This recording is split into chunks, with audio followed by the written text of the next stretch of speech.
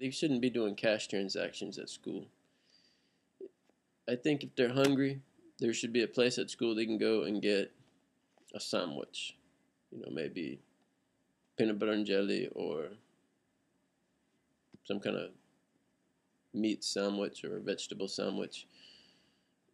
I'm not suggesting we serve them cold cuts because that sort of meat, although it's tasty and sort of efficient, it doesn't really seem like real meat. We need to give them, if we're going to feed them at school, which we have to, I mean, we got them for a long time, right? We need to have a main meal at the beginning of the day, which is pretty hearty, and it's real food. I mean, I guess I hate to say it, but you know, oatmeal, eggs, whole grain toast, juice.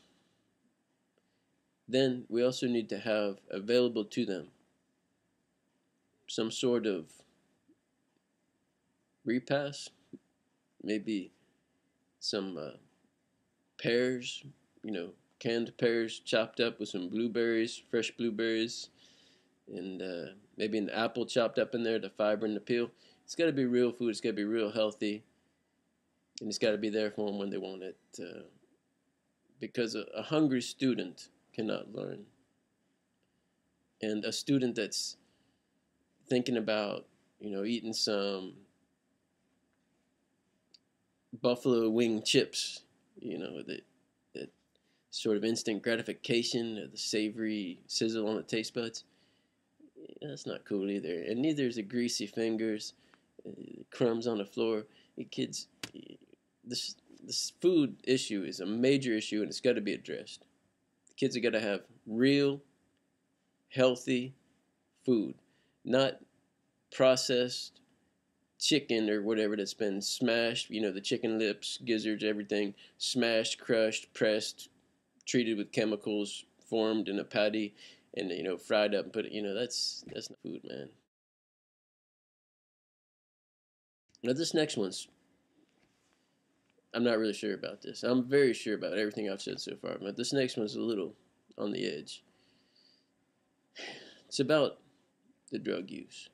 And the reason I'm a little weary on this is because I remember when I was in high school, I I think marijuana was beneficial to me. I don't know. I mean, I didn't ever do it at school, but it kind of gave me a peer group to hang with, and I don't know. But I see these kids at school, and I can tell they're just stoned, and then or coming off a stone, they're just oh, they wake up. Let me go get some chips, man, or let me use the restroom. They come back, chips and soda, whatever. It's not good. Maybe we should drug test the students.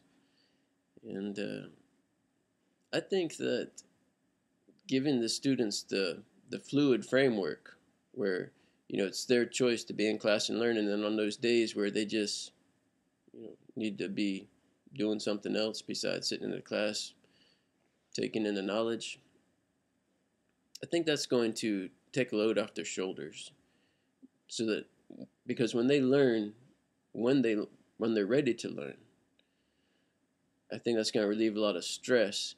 Now, a lot of these antidepressants and drugs that help them focus, that's just a whole different ball of wax right there, man. But I think that these drugs are treating the symptoms of a root cause, which is not biochemical at all. It's just that the students are being asked to do what they're not ready to do because of the cultural context from which they're coming. They're being taken out of this one cultural context, their home context, and thrown into these expectations of something these suits are putting together in a centralized location, saying, "No, we need this. Everybody's going to do this," and that's just not right for everybody. We need to have the fluid framework. Um, Now, I think drug testing would be good because, until they're 18, I think they shouldn't be doing drugs, recreational drugs, anyways. And now these drugs that the doctor's going to put them on. I don't like that at all, but I don't really understand that whole ball of wax.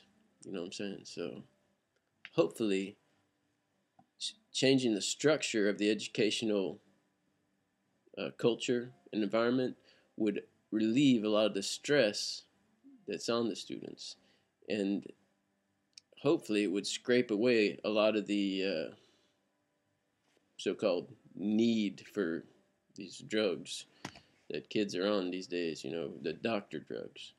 But the recreational drugs, I think, should not be involved in the equation. If kids want to mess with weed, I think it should be legal after they're 18, you know.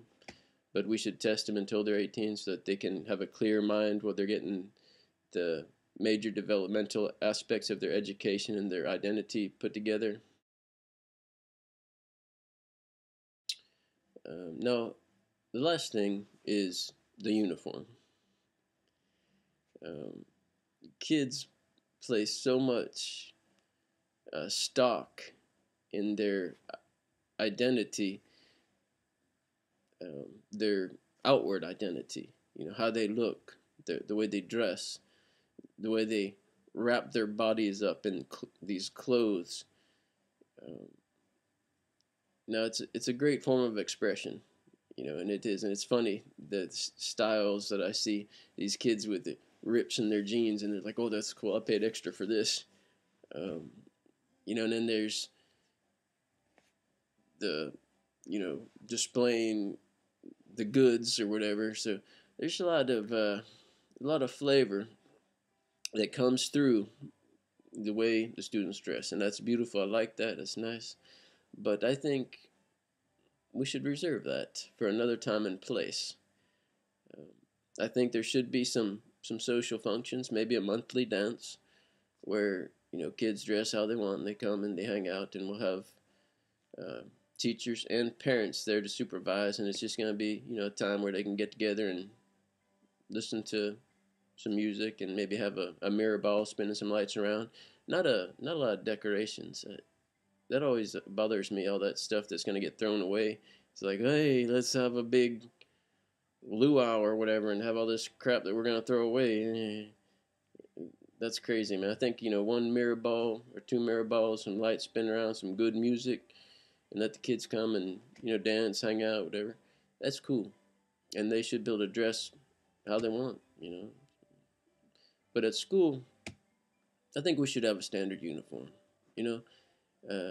That way, the unity of the school populace is felt more. There's, you know, less judging about, oh, you know, hey, look, Under Armour, man. Oh, I'm part of the, or, you know, whatever, Polo, that whole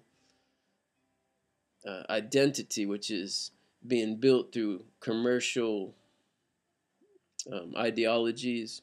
That's just, it's not really, we don't have any need for that at school. So just give them some khakis and a white shirt, pair of black shoes, buy them in volume, whatever, it wouldn't be too expensive. I think that's a good way to go. So there you have it. There's my lecture on breaking the paradigm of grade level.